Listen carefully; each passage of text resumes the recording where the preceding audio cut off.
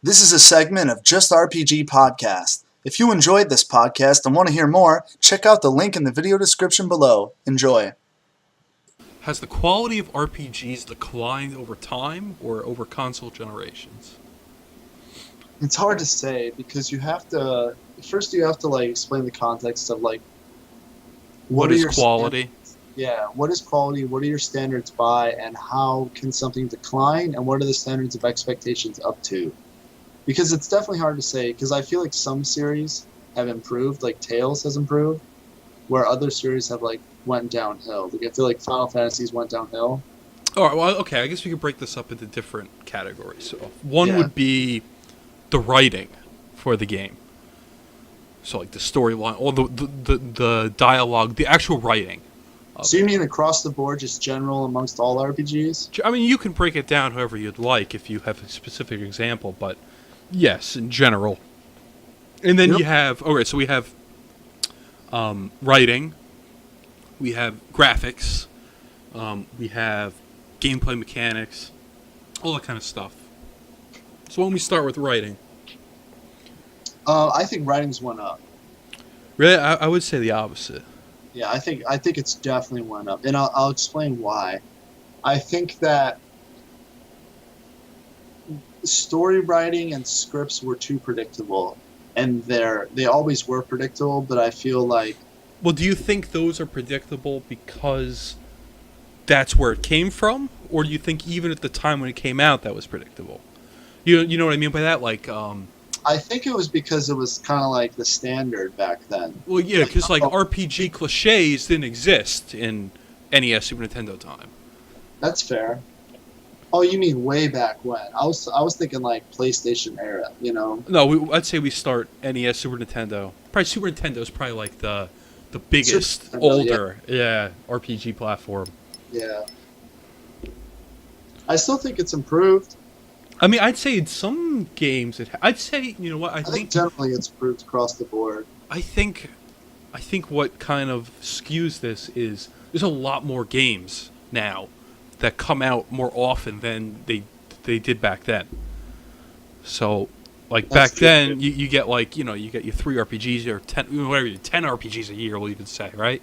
Now you're getting like 20, and half of them are garbage. Yeah. You know, but like for example, I'm thinking of like an old school game with great writing would be like Final Fantasy VI or Final Fantasy III. That game is hilarious. If you play through that game is funny. There's an opera scene, and it's beautifully written. Well, I think the new Final Fantasy has better writing. Well, it's not even out yet, right? Well, okay, the newest one that's unreleased. I'd say it's hard to choose that one because it's not out yet. No, I'm not talking about the one that's not out. Lightning Returns. Oh, I haven't played that one, but okay. You think that's better than like Final Fantasy 3 or 6, whatever it is? The writing? Yeah, 100%. Really? Yeah. I'd say that yes, it's a different style. They kind of. You mean story or writing? I mean dialogue. I mean overall. Yeah, dialogue. Things like that. See, that's hard to say because that's generally going to get better. So are graphics. Generally, those in graphics are always going to get better. I'll say one thing here's what I'll say. My counter argument about this topic is that the thing that's gotten worse is they're adding in so much complicated shit that doesn't need to be there. They're trying to do too much in games, and they don't need to do it. Like so many fucking items and resources and all this stuff when you don't need that, you know? Mm-hmm. Like in like the Tales of games, you have like Shattered Bone, which you use for like a couple things, and then you have like 8 different versions of Shattered Bone, you know? Yeah. Well, the branch off levels up, and you're using it for what? You don't need all that shit. I mean, I get it. You know, there's like certain enemies you can go like search out and find them at the very back of a cave when they randomly spawn and they drop like these secret orbs that are really powerful. I get it. That's okay. But like have that without the 9 versions of Shattered Bone. Like, I don't know. I mean, I think that's kind of beside the point for me, at least. That's one thing that's different. Overflooding items or too many items. So I think that's one thing. But I'd say like the experience of playing Final Fantasy 3 as opposed to the experience of playing Final Fantasy 10 even. I think is a big difference. Like, yeah, Final Fantasy X is a decent game, but I thought, What do you like, think the difference is? I thought that there was more heart put into Final Fantasy 3 than there was the Final Fantasy X. I think Final Fantasy X was more like, yo, check out our cool graphics. Here's our flashy combat animations. Not so much like, this is, I'm laughing out loud while I'm playing. I'm more engaged. I don't know. I felt less engaged on newer games. Now, there are some good games that come out, but, I think that some of the older ones are still even better. Yeah, go ahead. Story or right? Like because both, the dialogue both. There's no way the dialogue's better. Yeah, I thought the dialogue was way more clever in Final Fantasy 3 than it is in most modern games. You think there's more humor in it or clever? I'd say both. I'd say it's more engaging. It's more realistic. I kind of feel like it's not full of cliches and stuff like that. And you think it could be because it's an older game that would be allowed that, but it's not. Like, each character has personality. Each character feels different. I can hear the characters talking in my head as I'm playing the game. Like, oh, that's just like this character. Yeah. All right, I kind of see what you're saying. I was thinking. Yeah, go ahead. I was thinking more of like literal conversations and the way they communicate, with one another and townspeople. I mean, even so, I think it's all right. Maybe some NPCs. Maybe they have more people on the team and they can throw in a little more dialogue. But I don't think that's too important. Like, who cares what that NPC in the corner by the shop says? Does that really affect your overall game experience? I feel like the stuff put in Final Fantasy 3 and games like that, let's say Chrono Trigger, stuff like that, is more deliberate. So there's less characters, and what is in there is more important, or it's, they more valuable. It kind of goes on what I was saying too. I think they're making things too complicated. Like, I mean, would you rather have 10 NPCs in town that all say nothing, or one NPC that says a clever pun, or something? Yeah, I mean, well, I'd rather have a balance. I mean, that is obviously ideal, and I'm sure some games do fit that. I don't know exactly what game. One says a pun, one gives you a hint of what, of a secret boss somewhere. Yeah. I noticed that too. Like, how often do you talk to NPCs? I mean, I think of it as this: these worlds are huge and all this stuff, but in reality, they're empty. There's nothing of value there. Yeah. So, like, it doesn't matter how big, how many NPCs, how many towns, how big that mountain is, if there's nothing there. Yeah, I agree too, and I think that's a big mistake that didn't exist back when. Like, in Final Fantasy VII, every floor of like the 56, even though you could only access like 10 of them, every floor had something relevant. Mm-hmm. It had like an item, an ultimate item for a character you meet later in the game, and there was that hint. It's like, oh, there's a megaphone, but you have no use for this, and then like you can get it later in the game for Cat Sith. And like the other elevator had like a really powerful item they can get at that point of the game, and it's every floor had something relevant. Another one gives you a hint of a mini quest thing that you talk to a guy at Gold Saucer to do. Like, I don't know, it was just, and I felt like every single building, obviously there's a couple NPCs that are like sick and like Sector 5 and stuff, but in general, I felt like everything is so important in that game, Yeah, I mean, if you think of a game like Banjo-Kazooie even, right? Banjo-Kazooie, there's no wasted assets in that game. There's not. That's a really there's no decoration. It's everything is important. Everything is relevant to what you're doing. Yeah. There's nothing there just to add one more body. And like, oh yeah, we got one more NPC in town. Look at us. Yeah, I definitely think that's make NPCs more important.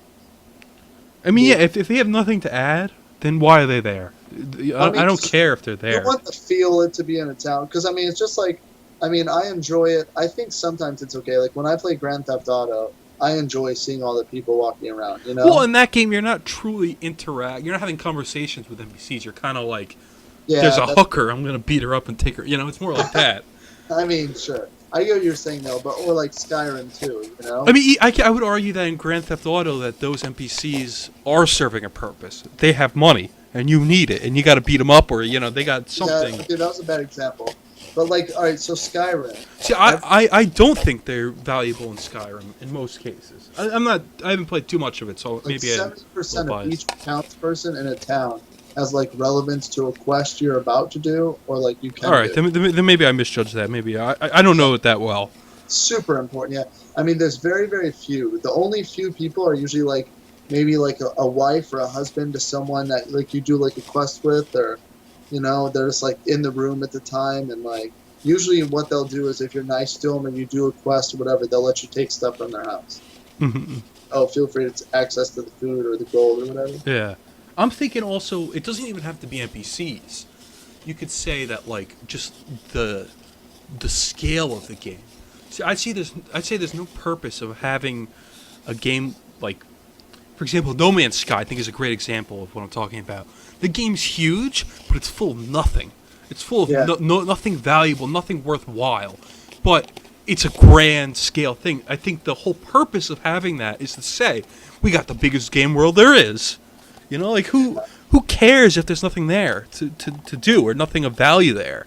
Yeah, I get what you're saying. I think that's a problem with RPGs too, is you have like this huge game world, but like you can't do. Like, see, when I see that, I'm kind of turned off. When I see the game bragging about how large it is, and like how all there's all this stuff there, but I kind of know that red flag. There's probably nothing to do in this world. It's probably just for show. All right, I know you like to bash on like Fallout and Skyrim. There's stuff to do all sides of the world. I mean, again, I'm not. You can take Skyrim out because I don't really know it well enough to truly say give my opinion on that. But yeah, that's fair. But I mean, a game like No Man's Sky, I think is the perfect example. Yeah. All right. I mean, that's literally emptiness. Well, yeah, it is. And who cares if it's there? Like, well, I'd rather you spend some time to add something of value there. Yeah. Oh, that was just a bad game. Oh, I got honey dicked so hard into getting that game. I'm disappointed. Sucker. $60. Whatever. It happens. I learned a lesson though, Yeah. Reviews matter. I hope you did. Yeah. I think that lesson's don't pre-order. Yeah. I mean, I probably shouldn't pre-order. There is no point to pre-ordering. Only pre-order if you know that you would still want it even if it's bad. Yep.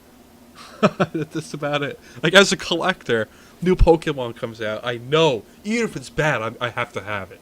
Yeah. Then okay, go for the pre-order. I'm still but waiting for Suikoden 6. Yeah, I mean, if that came out, and even if it's bad, you still want to own it, then go ahead pre-order. But I'd still play it. Yeah, otherwise, stay away. All right, so we got that. Okay, I think you can't argue that graphically, things have gotten better. Of course, things have gotten better graphically. Yeah, that's. But I would argue, is that really important? Would you rather have something sprite-based with a fantastic story and worthwhile NPCs, or would you rather have an amazing-looking game with a crap story and crap NPCs? I mean, they still have games coming out that don't really have that great of graphics that are really top games. Look at Undertale. Yeah, I was going to say that. Undertale is an example of a new game that they spent all the time, all the resources writing and making it weird. Oh, yeah, exactly. One person made that game, which is insane on its own. But I think that goes to show that you don't need to do all that flash to make a good game. That's not what makes a good game.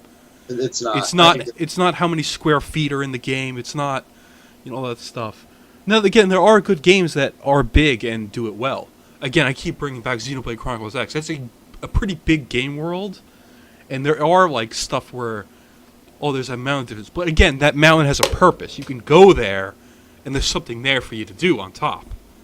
I also feel like, I'm trying to think of a good way to explain this. There are some games that graphics are part of the reason why you buy it. I'd say it's a reason why some people buy it. I tend to not buy games for graphics. I understand why you would, though. Yeah, I think that's more of like PC to like really enhanced, go off, because like that's a big reason why I bought No Man's Sky. I want to push my graphics card to the limit. Check this out. If you're a tech nerd and you're into that, then you probably love No Man's Sky because you're like, wow, this is an impressive technical achievement. But, I loved it for about 3 hours. But as a game, all that stuff, and that might have warranted it being $30 instead of $60. You know? But yeah, I think that's something you got to think about when you buy games these days. It's like a $25. I think it's like $25 game. Even if it was $40, I think people would have been happier. I don't. I think it's too much. Way too much. 40 is way too much. I think if they marketed that as, hey, look at this engine we created. Look at this. Look at all this cool stuff. Go develop something with it. I think that would have been awesome. Make it kind of a fan, tool to make a game. Yeah, exactly. I think that would have sold it better. Not that it needed to sell better. It sold fantastic, but fantastic. Well, servers to play online. Or how about actual online? Yeah. Instead of fake online. All it needed to be good was like what they said it had. Yeah, again, there are lawsuits pending now. They're being investigated. There's a lot of stuff going on with that game. I don't want to get too into it because that could be a whole own video. But it's all over YouTube. Steam, it's the lowest negative rated game of all time on Steam. So yeah, bye Hello Games. Yeah. Well, we'll see. They made a ton of money on it. Maybe they don't care.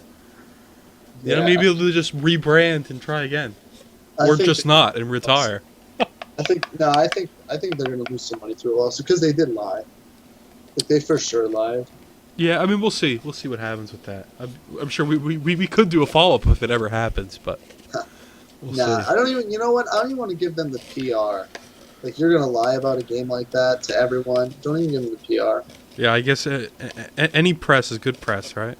Yeah. So. So all right, make the call. Do you think RPGs created in the time of the Super Nintendo are better, or do you think games or RPGs created today are better? See, all right. So explain the context. Do you mean like the average game, or do you think like go into detail of what exactly you're asking? You think generally they are? Yeah. Okay. We'll do that. How about this? Generally, would you rather?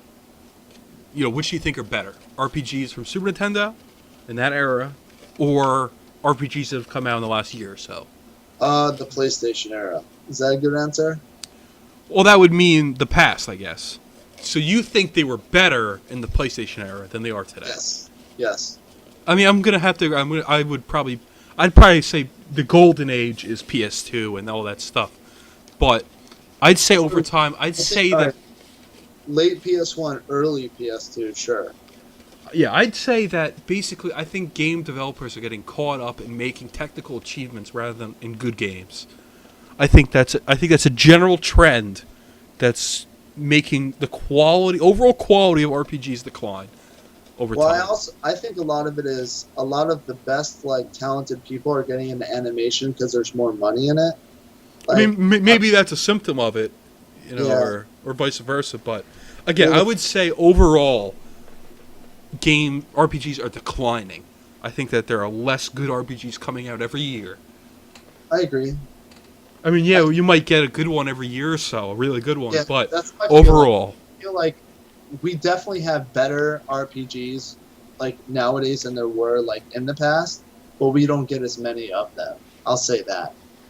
Okay, I would take it even a step further and say that we've already gotten the best RPGs we'll ever get. Well, not ever get, but than we have now. I'd say the best RPGs are Chrono Trigger. Well, I thought so too, but I think Ni no Kuni's better than Chrono Trigger. Really? I would not. I would say I love the animation. I love aspects of Ni no Kuni, but overall as a game, I think Chrono Trigger is definitely a better game. All right. Well, so if you would make a top 10 list of RPGs of all time, would you have Ni no Kuni in it? Probably not. Really? That's interesting. Probably not. I haven't made that list, but I would guess probably not. I'd say it could end up in my top 50, but I don't even know if it would. I couldn't guarantee that. My number one's Suikoden 2, and that's on PS1. I mean, I like those Super Nintendo Chrono Trigger, Final Fantasy 3, that kind of stuff. I mean, maybe Ni no Kuni would make my top 50, but definitely not my top 10. Yeah, fair. I think there are a lot of other RPGs that would be up there before Top Ni no 50 is Kuni. nothing, though. That's no one cares about that. Hey, why don't we do this? How about next podcast, you come with your top 10 list. We compare. All right. All right, why don't we do that? Dude, my top 10 list is legit. Yo, I'm telling you, there's top 10 Well, lists. we know Vicky's, right? Yeah. Dragon They Age have- Origins, Dragon Age Inquisition. They have Suikoden 2 on a lot of number ones on top 10 lists out there. So that's not a Yeah, I bad- mean, it's I know it's definitely somewhere up there, but personally not for me. But I think it's a good idea. Why don't we do that? Why don't you make a list and we can compare it next time? Yeah, we can do that. For sure. All right. Any closing thoughts on the topic? We're getting over time Closing here. thoughts. Yeah, I do have one closing thought. I will say that, we are getting older. We're an older generation, so we can't have, I think we'll never get the nostalgic feeling through, like, games unless they, like, purposely do that to us. So I think we're a little biased, Of Games course, aren't going to be of as course. exciting. There's always bias. Yeah, they're not going to be as exciting now, so I think we might be holding a standard too high. Because there's definitely been really good games that have come out. Mhm. Tales of Zilla series was good. Tales of Grace's F was good. Ni no Kuni was good. If you like linear games, are okay. The Final Fantasy was okay. Like, we got Persona 5 coming out. I'm sure that's going to be good. Legend of Heroes, Trials in the Sky was really good. Trails, I think. Trails, yeah. I don't know why I said Trials. But, I just imagine the judge on a plane. yeah. We definitely Okay. have good role-playing games out, and they're available, and we have access to them. The Disguise are good if you're into, like, that anime kind of thing.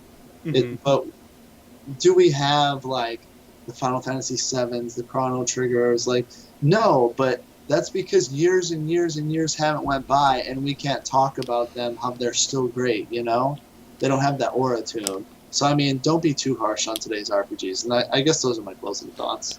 All right, mine would be, if you're a developer and you want to make a game that is known as a good RPG for in years to come, don't focus on graphics or the size of your game. Focus on the actual gameplay itself, the actual gaming experience. Focus on making the game fun to play, and that will get you there.